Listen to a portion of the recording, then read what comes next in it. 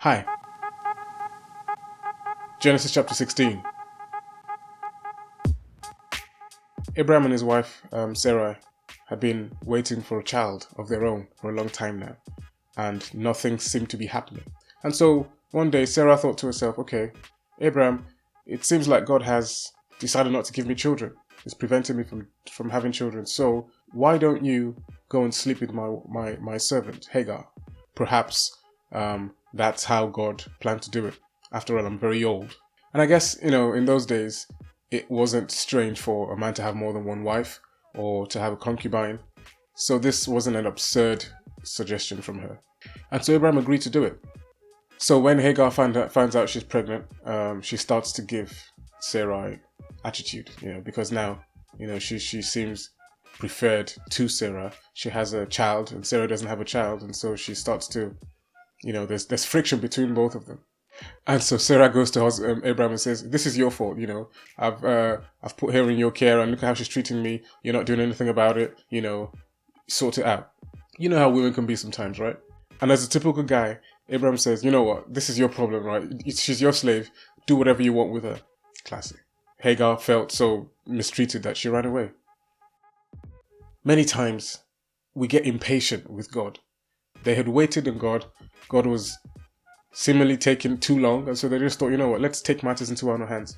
At some point in our lives, we have or will do this, where we get impatient. We're tired of waiting for God's time, and we just think, you know what, let's speed things up. Perhaps this is what God meant. Let's try and help God out a little bit. And I can totally relate to that. But when we do that, we mess up God's plan. That's the truth. God has the time.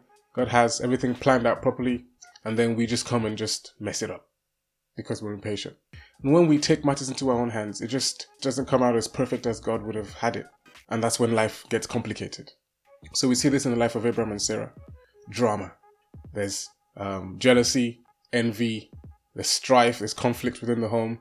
Abram and Sarah are having marital problems. There's another woman involved now. There's a child that's unwanted, that's been rejected. There's a woman that's scorned. It just became complicated. And 13 years, right? From the end of chapter 16 to chapter 17, verse 1, was like 13 years, and we didn't hear anything. Nothing. For 13 years, there's nothing written about it. Why is that? So, fast forward a couple of verses ahead. Hagar goes through this whole thing, she leaves. An angel appears to her, tells her to go back. The angel gives her a name for the child, saying, don't worry, I'll bless your child. Which links to what God promised Abraham before, that his seed was going to be great. And Ishmael is his seed. Later on, we'll find out that God said to Abraham that, look, Ishmael is your son, yes, but he's not the promised child that I had for you. That child is still going to come through Sarah this time. I've come to believe that God has a perfect will and God has a permissive will. And many times we settle for the permissive will. Jesus Christ was the only perfect person on earth who did not do anything wrong. Everybody else has and will most likely make mistakes. But we must remember, and it's amazing to know, that God is merciful. God is a God of second chances. He's able to make sense of our mistakes. He's able to bring beauty out of our mess. He's able to bring order out of the mayhem that we have caused. That's amazing, isn't it? Throughout the Bible, we see God using, broken people, complex people, messed up people. And he chooses those people for his glory, for his will. See, God is not shocked when we make mistakes. He's not like, whoa. God sees it. God knew it. There's a song lyric by Fred Hammond and Israel Houghton that says, nothing surprises you about me. He's not shocked. No, he knows. So in the life of Abraham, we'll see in the coming chapters that God still gets his will done. And he still blesses Abraham with the son that he thought he would never have through his wife, Sarai. So what lessons can we learn from this? Number one, we must commit our decisions and our plans into God's hands. We should ask God for guidance. Number two, we should want his perfect will for us and ask him for the grace to wait on him. And number three, if we fall, if we make mistakes, we know that God is merciful. And if we ask for mercy, he will have mercy. No matter how complicated your life has been, is, or will be, remember this.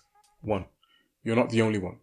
2, God still loves you. And 3, God has a plan and a purpose for your life. So be encouraged. Thanks for watching. Subscribe. There's a logo in the corner of my screen. Until next time, God bless.